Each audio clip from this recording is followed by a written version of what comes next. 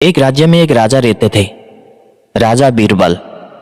जैसा नाम वैसा ही काम। उनका नाम सुनते ही सारे शत्रु कांप उठते थे।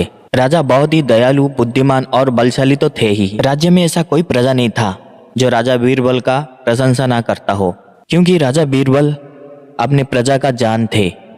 वो अपनी प्रजा के लिए कुछ भी कर सकते थे।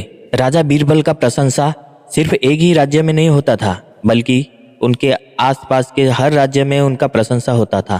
प्रजा चाहे कितने भी तकलीफ में क्यों ना हो, राजा बीरबल उनका सहायता जरूर करते थे। ऐसे राजा का प्रशंसा किए बगैर कोई भी लोग नहीं रह पाते थे। एक बार एक साधु ने लोगों से राजा की बहुत ही प्रशंसा सुनी। लोगों के मुंह से प्रशंसा सुनने के बाद उस साधु को रहा नहीं गया। उसने सोचा एक बार राजा को तो मिलना ही पड़ेगा।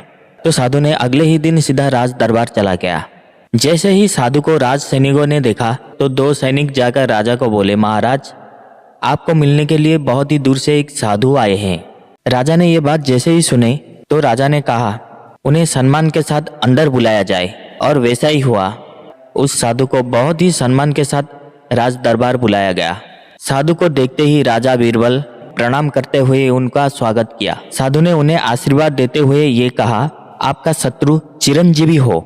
इतना सुनते ही पूरे सभा में सन्नाटा छा गया।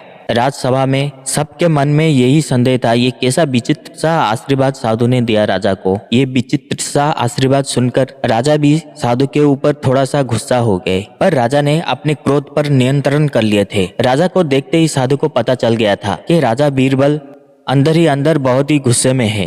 उनका गुस्सा शांत करने के लिए साधु ने बोला, महाराज क्षमा करें, मैंने आपको आशीर्वाद दिया पर आपने लिया नहीं।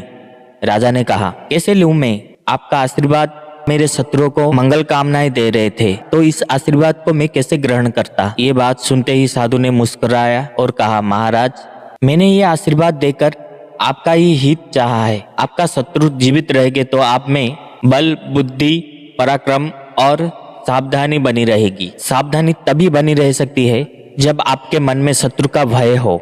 शत्रु का भय होने से ही होशियारी आती है।